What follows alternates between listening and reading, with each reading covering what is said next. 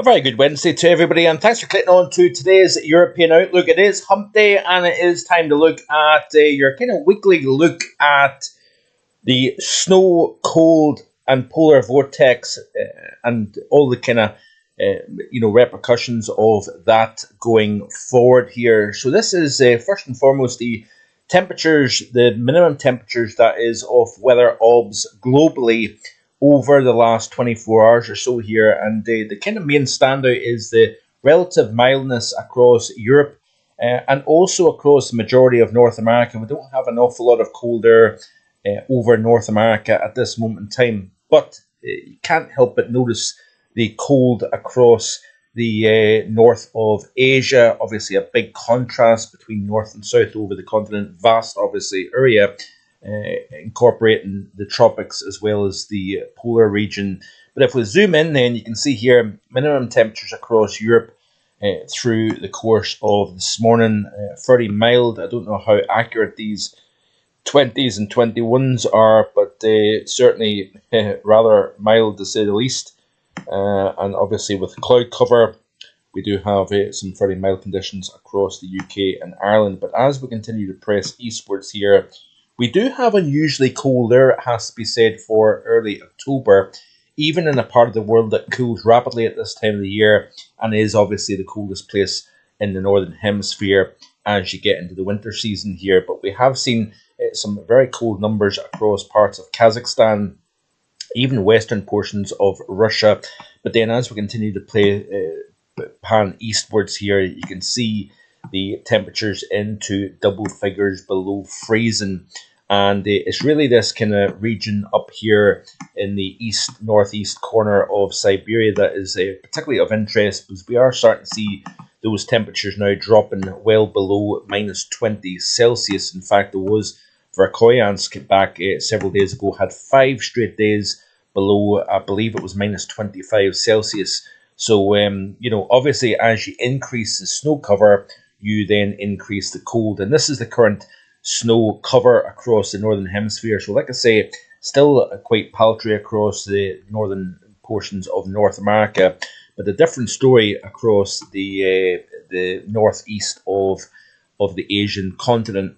We also have some significant snow through the Himalayas as well, hence the vast operation rescuing the Chinese tourists on Everest. More on that in the upcoming live stream this weekend. But I want to show you what's interesting here. If we go back out of this and look at the departure from normal, certainly based on since the satellite era began, you can see here we're well above normal across many southern portions of Russia, including parts of Mongolia, and then also parts of western China as well here. We do have below average in some parts of Russia, as can be seen here, and quite a wee bit across North America at this moment in time.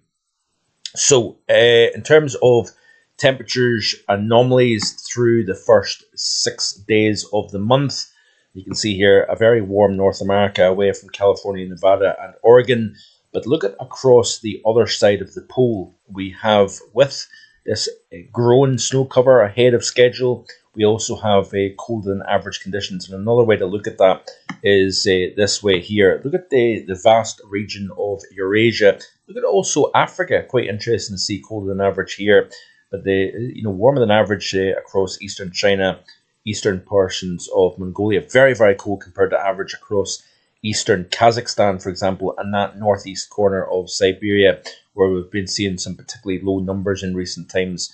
But eastern China, Korea, Japan has been warmer than average. Australia, North America, largely warmer than average as well, including Europe.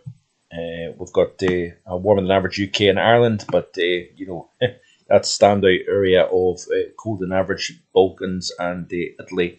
You can't really get away from that. Looking at the upcoming 7 days of the CFS V2, and look at this here across much of Russia, as well as southeast Europe and northern Africa, as well as that Southeast Asia and India. We've got firmly below average conditions as well as the west of the United States, eastern United States, and warmer central. Much of Canada, warmer than average, as well as Alaska also. But it's certainly interesting to see here that the negative Arctic oscillation is still showing up in the modelling here as the high that is going to dominate the next at least 10 days across the UK and Ireland may start to retrograde up towards Greenland and Iceland. Now, if we look at this tweet here by our very own Shryan Brown based in Dublin, you can see an interesting correlation here between La Nina and an East QBO for the month of November. And he basically goes on to say, this was from back yesterday, quite a strong anomaly reanalysis for some kind of mid-Atlantic, Greenland and Arctic region during November based on past years where La Nina and East QBO has coincided. Perhaps this is where the Met Office is seeing a chance of colder weather being higher than normal. So you can see here, pretty evidently, we've got this ridge over the North Atlantic extending up through Greenland and into the Arctic, with a negative here, particularly just to the east of the UK over the North Sea here. So that would suggest here, winds coming in from a northerly direction with the low to the east and the high to the west. And certainly quite interesting when you then look up within the stratosphere and see mean zonal winds. The stronger those mean zonal winds, the stronger the polar vortex, the more the cold is bottled up over the Arctic, over the pole.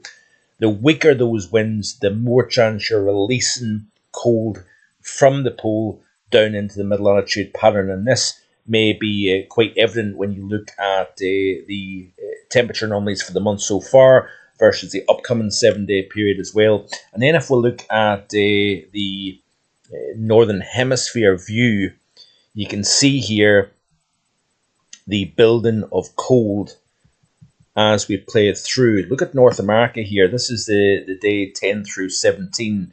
And look at how much colder now the United States is. Also, Europe is cooler than average. We're remaining very cold across the east of Asia, including the places that have been warm. East China, Korea, Japan. We're seeing colder conditions now starting to develop here. And even for western areas of Europe here. But look at the United States. Look at the eastern side of the US here off the CFSV2 as we move into the first half of November. It's obviously a very long way off, obviously. But if we look at the upper heights here, you can see quite evidently how this pattern is shifting with building pressure. And this building pressure within the troposphere, remember the depth of the atmosphere. The depth of the troposphere is shallowest over the Arctic. It's at its greatest depth surrounding the equator. And obviously when you build pressure up into the high latitudes, you're then forcing basically a pressure from beneath, from troposphere up into the stratosphere. And that might be the reasons why we're seeing potentially record weak, or in fact we are seeing, according to the ECMWF, we are seeing record weak mean zonal winds. So that then brings me on quite nicely to show you the stratosphere. And this is off the GFS extended. And this is essentially 10 millibar temperature and the anomaly. Now, if we play through, this is obviously looking down over the top of the pole. There's North America here, Greenland, UK, Ireland, Europe. Probably a little bit hard to see. I do apologise for that. But let's play through. Notice here that we're seeing warming showing up over the top of Asia here.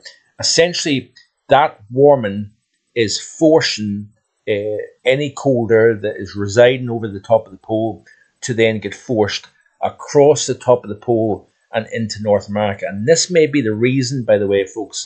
Look at this here. This may be the reason. Look at how much warming we're seeing at 10 millibars, so we're way up at the top of the stratosphere. Look at how much warming we're seeing over the North Atlantic, UK, Ireland, Europe, right across the top of Asia, and forcing the pool of cold air. It's all in its infancy, obviously. We're still at an early time. This is still a developing situation in terms of the cold over the top of the pole within the stratosphere. But this may be signalling a cold outbreak, a significant cold outbreak into North America, perhaps during the early portions of November here. And then we continue to play through. Look at how much pressure is being put on the polar vortex here. This is very, very interesting stuff. And look at how much warmer than average we see the temperature at 10 millibars up in the top of the stratosphere when we play through this loop. So certainly there is things going on here, abnormal aspects to consider. Do we have a taste of early winter? Certainly on the North American side, it looks quite likely that that we may see something develop. And if we look at the North American temperatures over the next, let's have a look at the next 30 days, by the way, because I haven't actually honestly looked at this, but I'm curious to know what the North American is showing, actually warmer than average, which is rather interesting to say the least. But let's have a quick look at the equatorial view. And it's the important element to this, folks, is yes, it's still October. Yes, it's not going to be overly cold considering we're still early on. We can still get some decent cold. We can still even get some snow during the month of October for sure. But it's what the pattern is telling us for later down the road. Repeating patterns. We're seeing Tropical Storm Jerry over the Atlantic. That is potentially going to become a hurricane. We've been seeing recurving systems over the Pacific, over the Atlantic.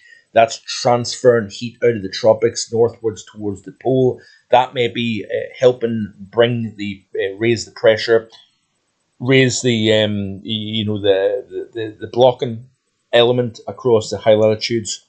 There is a lot of different things to consider here, but if we look at the next, let's have a look at the upper heights over the next 7-day period here from the Northern Hemisphere point of view. So we've obviously got a ridge over the North Pacific, we've got a trough digging into the west coast of North America, ridging further east across the continent of North America. Then we've got this big, strong area of high pressure. A lot of high pressure, if you notice here, over the Arctic. That could be playing a significant role. You've got strong pressure at 500 millibars over the Arctic of Asia. That is likely causing the frictional effect up in the stratosphere, causing that warming to take place, causing the weakness of the mean zonal winds, etc., etc. So certainly that is playing a significant role. But as we play through, you can see here how the pressure is building northwards from the UK and Ireland up over Greenland here. And then we've got this negative NAO look to the overall pattern here. So that's certainly an interesting change between the 17th and the 24th through the first 7-10 days or so here. So certainly there is a lot of interesting things to consider here. Look at this here, 21st through the 20th of October.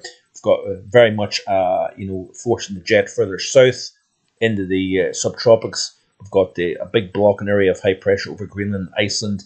And if we look at Europe here and look at the temperatures over the next 7 days in particular, you can see here, this is where we're going. So we're going from, this is off the GFS extender, remember.